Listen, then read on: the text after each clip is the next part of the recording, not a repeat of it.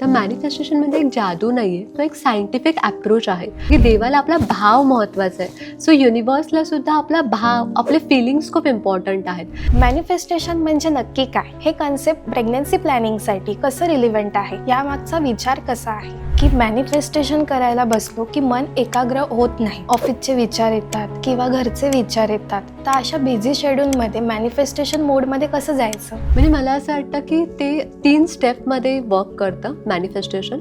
Manifestation करताना negative thoughts येतात, म्हणजे होईल की नाही होईल, तर किंवा माझ्या बाबतीत काही उलटच होईल का, हे खूप जणींना होतं. तर या निगेटिव्ह थॉट्सना कसं हँडल करायचं, त्यांना सप्रेस करायचं, इग्नोर करायचं की अजून काही वेगळं करायचं?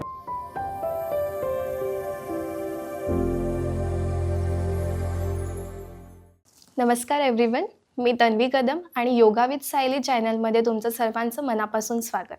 गेल्या अनेक वर्ष आपल्या अनेक विद्यार्थ्यांनी वेगवेगळ्या इमोशनल, मेंटल आणि फिजिकल चॅलेंजेसना मात देऊन त्यांच्या आयुष्यात गुड न्यूज प्राप्त केलेली आहे योगा आणि आयुर्वेदा आणि मॅनिफेस्टेशनच्या मदतीने.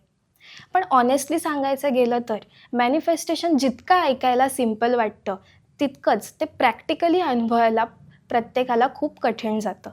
जेव्हा मनासारखे रिझल्ट्स येत नाहीत किंवा निगेटिव्ह थॉट्स येतात, पिरियड्स येतात, तेव्हा होप्स ठेवणं खूप कठीण जातं.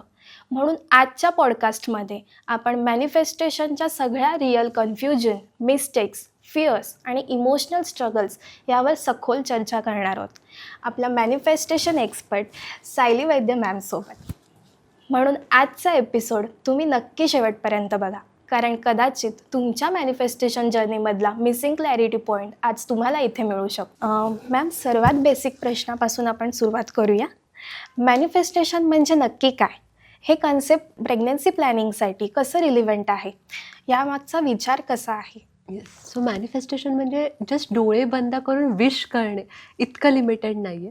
तर मॅनिफेस्टेशन म्हणजे एक अलाइनमेंट आहे. आपल्या विचारांची अलाइनमेंट, आपल्या इमोशन्सची अलाइनमेंट, आपल्या ॲक्शन्सची अलाइनमेंट. जर ह्या सगळ्या गोष्टी छान अलाइन असतील आणि त्यासोबतच आपले बिलीव्ह सिस्टीम, जे चाइल्डहूडपासून आपले बिलीव्ज असतात, आपल्या धारणा असतात, या सगळ्या गोष्टी जर अलाइनमेंटमध्ये असतील तर आपण जे आपली इच्छा असेल ते साध्य करू शकतो. आपला गोल आपण हिट करू शकतो. आणि मला असं वाटतं की तेच मॅनिफेस्टेशन आहे. आणि आपल्या कन्सेप्शनच्या जर्नीमध्ये सुद्धा मी बघते, आता गेले 3-4 वर्षापासून आपण अनेक कपल्सना गाईड करतो आहे. 5,000हून अधिक कपल्ससोबत आपण हे मॅनिफेस्टेशन टूल वापरलं आहे आणि त्यातसुद्धा 1400हून अधिक कपल्सना त्यात गुड न्यूज मिळालेली आहे. सो मॅनिफेस्टेशन हे प्लॅनिंग स्टेजमध्ये विशेष काम करतं, असा माझा स्वतःचा अनुभव आहे. कारण एवढ्या कपल्सचे आपण गुड न्यूज बघितले आणि प्रत्येक गुड न्यूजमध्ये ते लिहितात की आम्ही अफर्मेशन्स फॉलो केले, आम्ही पॉझिटिव्ह थॉट्स फॉलो केले आणि त्याला त्यांची गुड न्यूज मिळालेली आहे. सो प्लॅनिंग स्टेजमध्ये कधी कधी कसं होतं की काही मुली ज्या आहेत त्यांना रिपीटेड मिसकॅरेजेसमधून जावं लागतं. प्रोलॉंग वेटिंग असते की 7-7, 8-8 वर्ष होतात की कपल्स ट्राय करत असतात बाळासाठी, रिलेशनशिप ठेवत असतात आणि स्टील त्यांना कन्सीव्ह होत नाही. मग त्यांना कुठेतरी होपलेस फील व्हायला लागतं, निगेटिव्ह थॉट्स येतात, स्वतःवरचा, स्वतःच्या बॉडीवरचा विश्वास कमी व्हायला लागतो. मग अशा वेळी जर आपण काही मॅनिफेस्टेशन टेक्निक्स यूज केले, जसं की अफर्मेशन्स बोलणं आहे, अफर्मेशन्स ऐकणं आहे, विजन बोर्ड आहे, तर ह्यामुळे त्यांना जी अलाइनमेंटमध्ये राहणं खूप सोपं होतं. त्यामुळे त्यांचे पॉझिटिव्ह विचार जे आहेत ते पॉझिटिव्ह होतात आणि त्या पॉझिटिव्ह विचारांमुळे त्यांचे ॲक्शन्स पॉझिटिव्ह होतात आणि परिणामी UPT पॉझिटिव्ह यायला मदत होते. खूप छान मॅम एक्सप्लेन केलं. नेक्स्ट म्हणजे मॅनिफेस्टेशन नेमकं सुरू कसं करायचं? आणि खूप जणी म्हणतात की मॅनिफेस्टेशन करायचं की ऐकायचं, पण नेमकं करायचं काय असतं हे कोणाला नाही समजत. तर एखादा नवीन पर्सनला तुम्ही स्टेप बाय स्टेप कसं सांगाल, किंवा कुठून सुरू करायचं, कोणत्या टेन्समध्ये बोलायचं, प्रेझेंट की फ्युचर, हे खूप कन्फ्युजन होतं स्टुडंट्समध्ये. बरोबर आहे. तर मॅनिफेस्टेशन म्हणजे एक जादू नाही आहे, तो एक सायंटिफिक अप्रोच आहे. सो आपण जर ते proper step by step follow केलं तर नक्कीच कपल्सला खूप चांगले रिझल्ट येऊ शकतात. पहिले म्हणजे की 2 स्ट्रॉंग इमोशन्स असतात, the fear and love. So कपल्सनी ठरवायचं की आपल्याला आपल्या बाळाची जी जर्नी आहे ती आउट ऑफ फिअर सुरू न करता आउट ऑफ लव्ह सुरू करायचं आहे. कारण द फिअर ऑफ अननोन हे खूप कॉमन असतं. मग आपलं बाळ कसं असेल, कशी प्रोसेस होईल, आपली बॉडी सपोर्ट करेल का, असे खूप सारे फिअर फॅक्टर्स असतात. तर ते सगळे बाजूला ठेवून आपल्याला प्रेमाने आपल्या बाळाला अट्रॅक्ट करायचं आहे. सो जर दोन्ही पार्टनरची इन्व्हॉल्वमेंट ह्यात झाली तर बेस्ट आहे. सो दोघांनी एकत्र येऊन फर्स्ट ठरवायचं आहे की आपल्याला आपल्या बाळास म्हणजे दोघांचं मेन प्रिपरेशन गरजेचं आहे. जी पण गोष्ट आपल्याला हवी आहे, जर त्यात दुसरा व्यक्ती इन्व्हॉल्व असेल म्हणजे दोघांवर ते डिपेंड असेल तर दोघांनी येऊन त्यासाठी विजन ठेवलं पाहिजे. मग आपण सांगतो की तुम्ही विजन बोर्ड बनवा. मग त्यासाठी जस्ट एक नोटबुक घ्यायची आहे. तुम्हाला ठरवायचं की तुमच्या बाळामध्ये कुठले कुठले गुण यायला पाहिजे. मग हजबंडला काय वाटतंय, वाईफला काय वाटतंय, ते दोन्ही गुण तुम्ही लिहू शकता. मग त्याच्यानंतर तुम्हाला त्या गुणाला साजेशा व्यक्ती शोधायच्या आहेत. फॉर एक्झाम्पल मला असं वाटतं की माझं बाळ समाजासाठी दानशूर असलं पाहिजे. तर आपल्या सुधा मूर्ती आहेत, तर मी विजन बोर्डमध्ये त्यांचा फोटो ठेवू शकते. सो असं आपल्याला एक प्रॉपर विजन बोर्ड बनवायचं आहे. त्यानंतर तुम्हाला ज्या गोष्टींची भीती वाटते त्यासाठी अँटीडोट लिहायचे. फॉर एक्झाम्पल PCOD आहे, माझे पिरियड्स इरेग्युलर आहेत, तर तुम्ही ते अफर्मेशन्समध्ये सांगू शकता की माझं हार्मोनल सिक्रेशन बॅलन्स आहे, माझे पिरियड सायकल रेग्युलर होत आहे, मी नॅचरली कन्सीव्ह करत आहे. सो थर्ड स्टेप आहे ती म्हणजे अफर्मेशन्स लिहिणं. ते प्रेझेंट कंटिन्युअस टेन्समध्ये लिहायचं की ही गोष्ट होत आहे, होणार आहे असं फ्युचरमध्ये न लिहिता आपल्याला प्रेझेंट कंटिन्युअस टेन्समध्ये लिहायचं आहे. आणि फोर्थ म्हणजे ते अफर्मेशन स्वतःच्या आवाजात रेकॉर्ड करणं आणि रोज सकाळी आणि रात्री झोपताना ऐकणं. फिफ्थ पॉईंट असं आहे की without action manifestation doesn't work. So आपल्याला साईड बाय ज्या काही ॲक्शन्स आहेत म्हणजे रेग्युलर योग करणं, डाएट प्रॉपर फॉलो करणं, कुठली ट्रीटमेंट सुरू असेल, काही मेडिकल ट्रीटमेंट सुरू असेल ती प्रॉपर करणं आणि त्याला एक सपोर्टिव्ह ट्रीटमेंट म्हणून अफर्मेशन्स ऐकणं. म्हणजे आपण ज्या काही ट्रीटमेंट घेतो आहे, ज्या काही ॲक्शन्स घेतो आहे त्याला एक पॉझिटिव्ह मेंटल ॲटिट्यूड आपल्याला भेटू शकतो आणि त्या गोष्टी सहज साध्य होऊ शकतात. आणि फिफ्थ आणि सगळ्यात महत्त्वाची गोष्ट म्हणजे विश्वास ठेवणं. कारण बिलीव्ह ह्या अफर्मेशनचा गाभा आहे. जर तुमचा कुठल्याच गोष्टीवर जर विश्वास नसेल तर ती गोष्ट वर्क नाही करत. सो आपल्याला विश्वास ठेवायचा आहे की यस मी जे काही मॅनिफेस्ट करते ते योग्य वेळी सक्सेसफुल होणार आहे. सो या 5 स्टेपमध्ये तुम्ही affirmation step by step follow करू शकता. नक्कीच मॅम, तुमचं सगळं ऐकून स्टुडंटचे जे काही कन्फ्युजन होते ते आज क्लिअर झाले असतील. आणि अफर्मेशनबद्दल एक खूप कॉमन कंप्लेंट आहे, तोंडाने बोलतात पण आतून काही फील नाही होत, जे बोलतात ते खरं नाही वाटत. हा प्रॉब्लेम का होतो आणि अफर्मेशनमध्ये खरे इमोशन्स कसे आणायचे? सो अफर्मेशन्समध्ये सगळ्यात इम्पॉर्टंट आहे फील करणं ती गोष्ट. कारण बघा ना, कोण आपण मराठीमध्ये बोलतो, कोण हिंदीमध्ये म्हणत असेल, कोण इंग्लिशमध्ये बोलत असेल. सो वर्ड्स ज्या आहेत किंवा जी लँग्वेज आहे ती ह्युमन कन्व्हिनियन्ससाठी आहे. युनिवर्सला किंवा आपण म्हणतो की देवाला आपला भाव महत्त्वाचा आहे. सो युनिवर्सला सुद्धा आपला भाव, आपले फिलिंग्स खूप इम्पॉर्टंट आहेत. पण हे फिलिंग्स लगेच एका दिवसात येणं, तुम्ही म्हणालात त्याप्रमाणे किंवा आपले स्टुडंट जसं विचारतात ते प्रॅक्टिकली एका दिवसात एका सेकंदात त्या फिलिंग्स चेंज होणं तसं इम्पॉसिबल आहे. कारण जसं आपण म्हणालो की त्या मुली खूप वेगवेगळ्या बॅकग्राऊंडमधून आलेल्या असतात. प्रत्येकाचं काही जणींचा चाइल्डहूड ट्रॉमा असतो, काही सेक्स रिलेटेड त्यांना इश्यूज असू शकतात किंवा काही बिलीफ सिस्टीम असतात, काही धारणा असतात. तर त्या सगळ्यांवर काम करणं गरजेचं आहे. किंवा जसं PCOD आहे तो क्रोनिक इश्यू आहे. त्यामुळे जर 7-8 वर्षापासून पिरियड्स इरेग्युलर असतील आणि आपण सडनली म्हणतो की माझे पिरियड रेग्युलर आहेत तर ते कॉन्ट्रॅडिक्टरी आहेत. ॲक्च्युअल रिझल्ट्स वेगळे आहेत आणि मी बोलते वेगळे. सो ते खोटं वाटतं. तर त्यापेक्षा आपण स्टेप बाय स्टेप सुरुवात करू शकतो. जसं मी म्हटलं की माझे हार्मोनल सिक्रेशन बॅलन्स होत आहेत.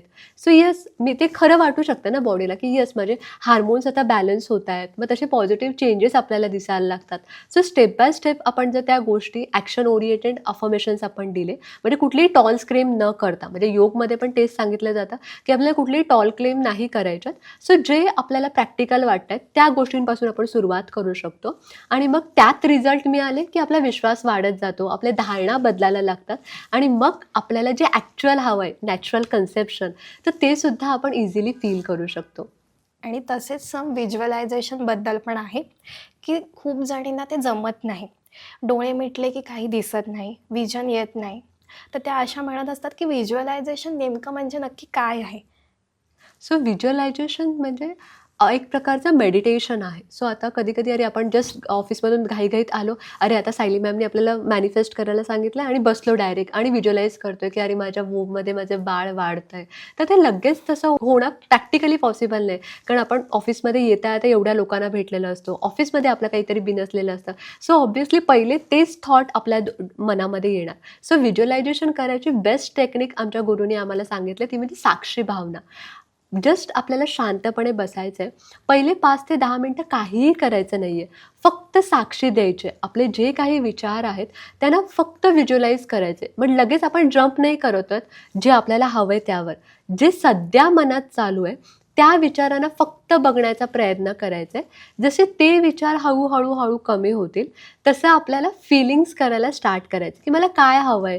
सपोज मला गाडी घ्यायची आहे, तर मग कुठल्या रंगाची गाडी घ्यायची आहे, मग मी त्यात बसणार आहे, कुठे बसणार आहे, को ड्रायव्हर सीटवर बसणार आहे की ड्रायव्हर सीटवर बसणार आहे, मग मी कशी ड्राईव्ह करणार आहे, माझं गिअर कसा असणार आहे, ॲटोमॅटिक असणार आहे की मॅन्युअल असणार आहे. सो ते सगळं तुम्ही स्टेप बाय स्टेप व्हिज्युअलाइज करू शकता. किंवा जर तुमचा आधी माइंड शांत असेल तर तुम्हाला जर प्रॉपर व्हिज्युअलायझेशन आपल्या अफर्मेशन्सबद्दल किंवा आपल्या विजनबद्दल करायचं असेल, तर माइंडला थोडा वेळ देणं, त्याला डिक्लटर करणं खूप गरजेचं आहे. सो एकदा का तुम्ही 5 ते 10 मिनिटं शांत बसलात, तुम्ही माइंडचं ऐकलत, की आपोआप माइंडसुद्धा आपलं ऐकायला लागेल.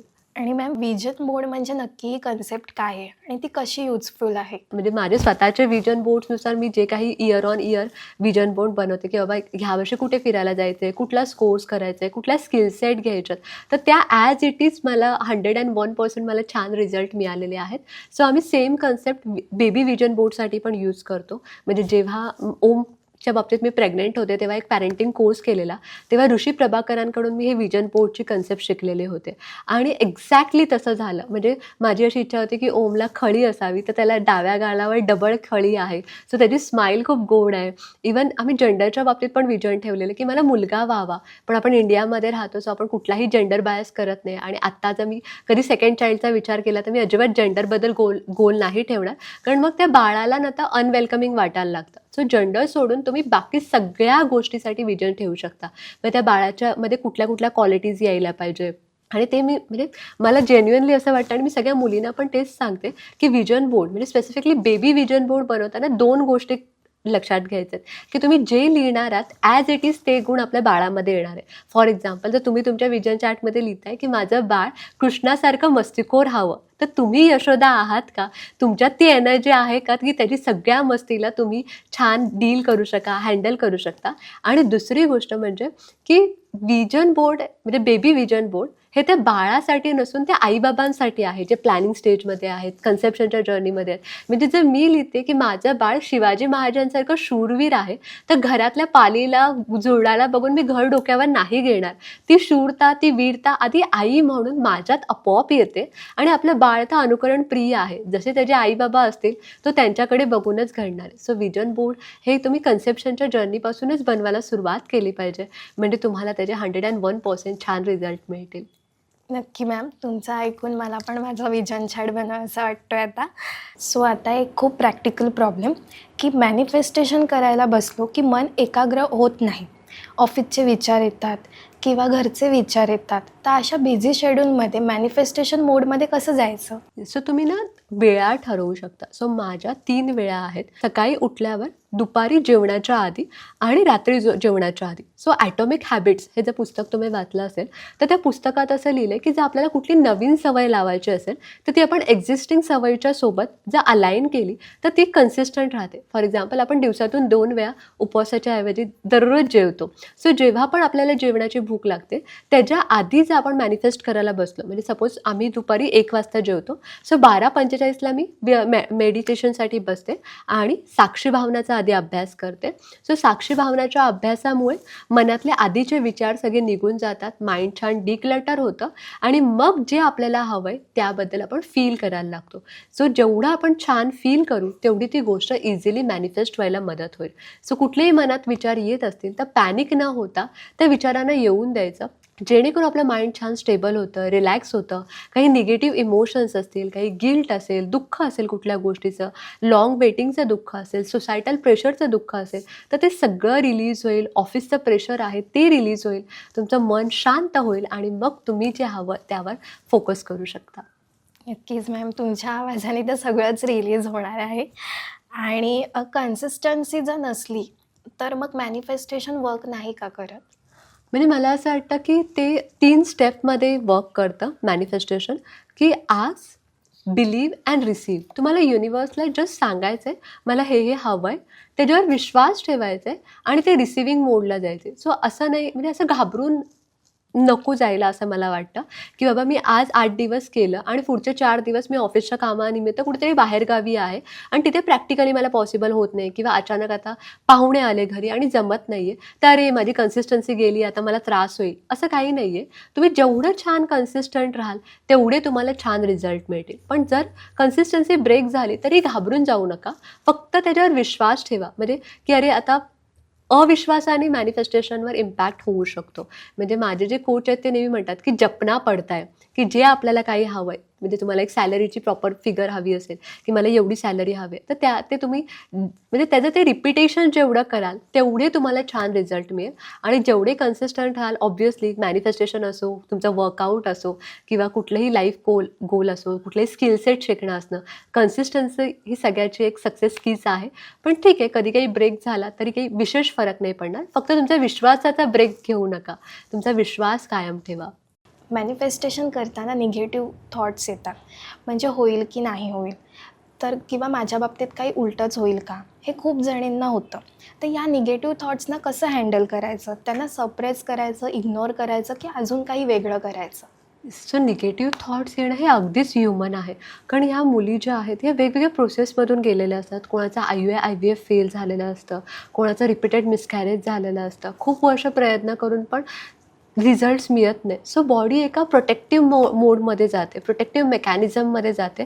सो माइंड आपल्या बॉडीला प्रोटेक्ट करत राहतं, की अरे परत ते दुःख नको व्हायला, परत ते नैराश्य यायला नको. सो त्यासाठी आपण एक गोष्ट करू शकतो, की जेव्हा पण काही निगेटिव्ह थॉट्स येतात त्याला सप्रेस करण्याच्या ऐवजी ते आपण एका पेजवर लिहून काढू शकतो. लिहिलं की आपण छान एक्सप्रेस होतो आणि मग त्यानंतर ते पेज जे आहे ते आपल्याला फाडून जाळून टाकायचं आहे. कारण जर माझ्या मनात कुठे भीती वाटत असेल, सतत निगेटिव्ह विचार येत असतील आणि मी तुमच्याशी सतत बोलत राहिले, तर ती एनर्जीला अजून वाढत जाते आणि मग ते तसं निगेटिव्हली मॅनिफेस्ट व्हायचे चान्सेस जास्त असतात.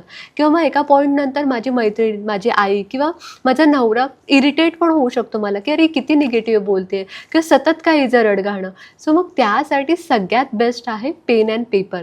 तुम्ही ते लिहून काढलात की ते सप्रेस पण नाही होणार, ते ॲड्रेस होतील, कारण आपण इग्नोरसुद्धा नाही करत आहोत आणि आपण छान एक्सप्रेस होऊ, प्लस त्याचा कुठेही मॅनिफेस्टेशनवर निगेटिव्हली इम्पॅक्ट नाही होणार. सो निगेटिव्ह थॉट्स आले तरी घाबरू नका. त्याचा अर्थ असं असतो की तुमची बॉडी जेन्युअनली तुमचा विचार करते, तुमचं माइंड तुम्हाला जेन्युअनली सांभाळण्याचा प्रयत्न करतो आहे आणि त्यामुळेच ते विचार येत आहेत. आणि खूप जणी म्हणतात की मॅनिफेस्टेशन करताना अचानक रडू येतं किंवा खूप इमोशनल होतं. तर काही दिवस खूप होपफुल वाटतात, काही दिवस खूप थकलेलं वाटतं. तर हा इमोशनल रोलर कोस्टर हा नॉर्मल आहे का? आणि ह्यात मॅनिफेस्टेशन स्टेबल कसं होऊ शकतं? येस, तो खूपच जेन्युइन प्रश्न आहे आणि असं होऊच शकतं की बॉडी एवढ्या सगळ्या गोष्टीतून गेलेली असते. खूप जणींचा IVF फेल झालेलं असतं. सो एक फायनान्शियल ट्रॉमा असतो. परत काही जणी तर असं लिहितात की अक्षरशः शरीराची चाळणी झाली, म्हणजे ते एवढे इंजेक्शन्समधून गेलेले असतात की त्या सगळ्या बर्डनमधून रडू येणं हे अगदी स्वाभाविक आहे. आणि ती मी म्हणेन स्वामींच्या कृपेने मुलींना दिलेली एक उत्तम देणगी आहे. कारण मुलांना एवढ्या पटकन एक्सप्रेस नाही होत आहेत, पण मुलींना ते इमोशन सप्रेस नाही केले पाहिजे. आपल्या अश्रूंच्या वाटेत जेवढे ते इमोशन्स रिलीज होतील, तेवढं त्यांना आतून हलकं वाटेल, रिलीफ वाटेल आणि त्या निगेटिव्ह इमोशन्सचा थर निघून गेला की मग आपण एक छान आपली जमीन सुपीक होईल आणि मग त्यात आपण आपल्या अफर्मेशनचं बीज जे आहे ते इझिली रोवू शकतो आणि त्याचं छान फलित आपल्याला मिळू शकतं. सो रडायला येणं अगदी नॉर्मल आहे. आपण ते इमोशन ॲक्सेप्ट केले पाहिजे. म्हणजे खूप जणी असे सप्रेस करायला जातात, तर तुम्ही तुमची पर्सनल स्पेस घेतली पाहिजे, रडून व्यक्त केलं पाहिजे, म्हणजे तुमचे अफर्मेशन्स अजून चांगल्या पद्धतीने वर्क होतील. तुम्ही खूप छान एक्सप्लेन करतायत मॅम. आणि एक खूप रिअल क्वेश्चन आहे की घरात कोण कधीतरी गुड न्यूज मिळते किंवा सोसायटीचे प्रश्न असतात की डॉक्टर्स म्हणतात की IVF करायला लागतं. तर हे सगळं मॅनिफेस्ट कसं करायचं, म्हणजे बाहेरचा प्रेशर असताना आतलं विश्वास कसा टिकवून ठेवायचा?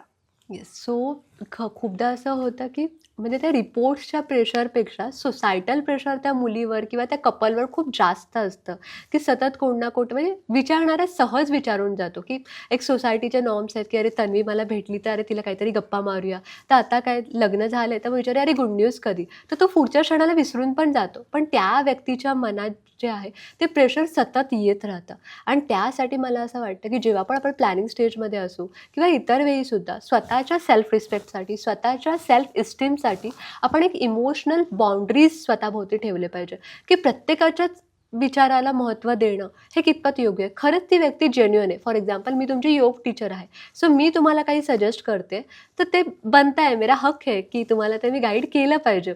पण रँडमली कोणीतरी येऊन काहीतरी तुम्हाला सल्ला देते की ह्या गुरुजींकडे जा, हा डॉक्टर चेक कर, इथे कर, ते कर, हा काढा घे, तर खरंच ती व्यक्ती ऑथेंटिक आहे का? भलेही तिचं इंटेन्शन खूप प्युअर असेल की अरे तन्वी माझी बहिणीची सून आहे, सो माझं कर्तव्य आहे तिला छान गाईड करणं, तर ती खूप प्युअर इंटेन्शननी बोलते.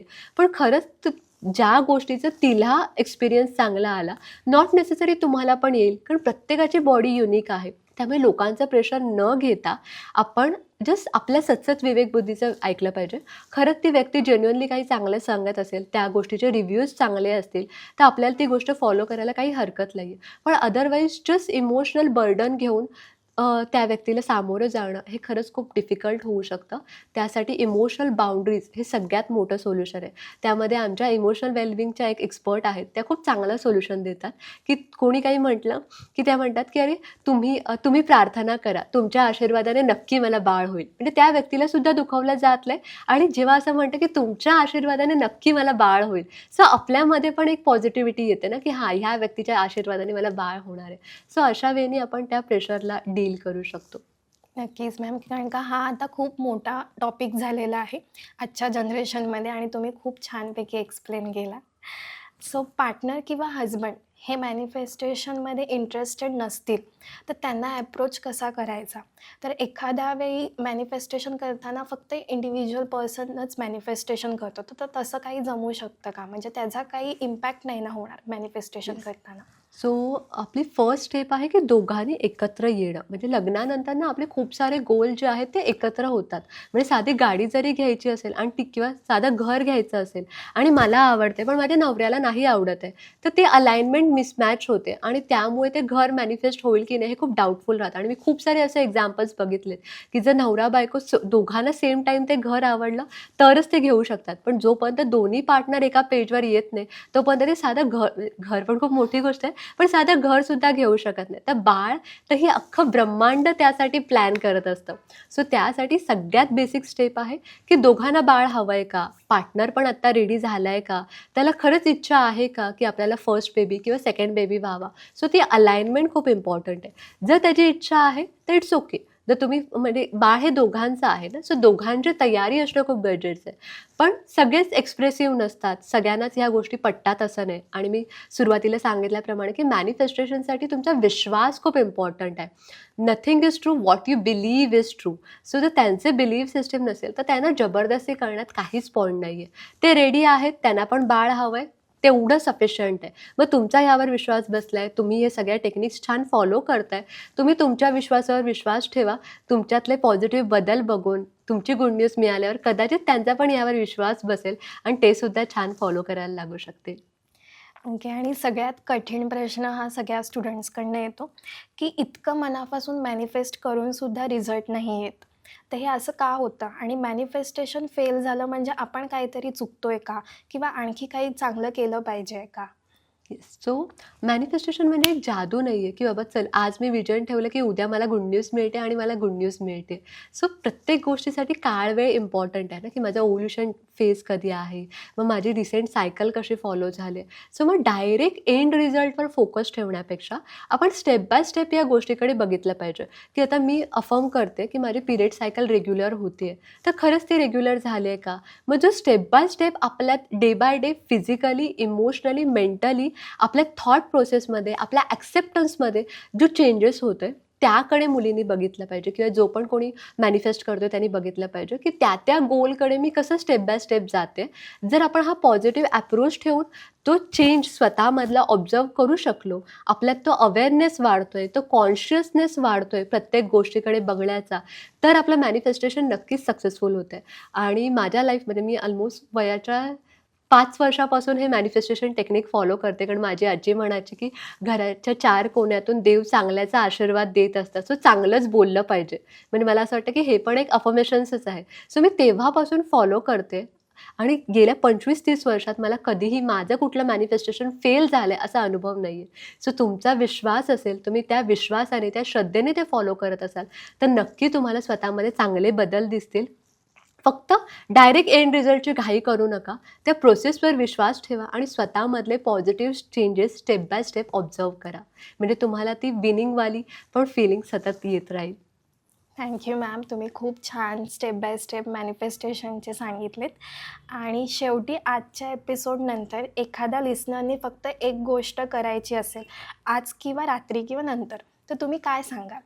तुम्हाला जे काही गोल हवं आहे त्यासाठी जस्ट पॉझिटिव्हली अफर्म करा. म्हणजे ती वाक्य लिहून काढा, ती स्वतःच्या आवाजात रेकॉर्ड करा आणि रोज सकाळी आणि रात्री झोपताना ऐका. त्यामुळे आपलं जे चाइल्डहूडपासून वायरिंग आहे, जे प्रोग्रॅमिंग आहे, ते रिव्हर्स व्हायला मदत होईल. सो आपल्या सबकॉन्शियस माइंडवर जो लहानपणापासून एक पगडा असतो तो रिलीज व्हायला मदत होईल आणि त्याला जे हवं आहे, तिला जे हवं आहे, त्या दृष्टीने त्यांची एनर्जी अलाइन होईल. सो जस्ट विश्वास ठेवून तुम्ही हे अफर्मेशन स्वतःच्या आवाजात रेकॉर्ड करा आणि रोज सकाळी आणि रात्री ऐका. त्याने त्यांना नक्कीच त्यांचा गोल अचीव व्हायला मदत होईल. Thank you ma'am. तुम्ही खूप छान एक्सप्लेन केलं. आज आपल्या सगळ्या लिस्नरचे जे काही मिसिंग क्लॅरिटी पॉईंट होते ते नक्कीच त्यांना मिळाले असतील. Thank you so thank you much. So much.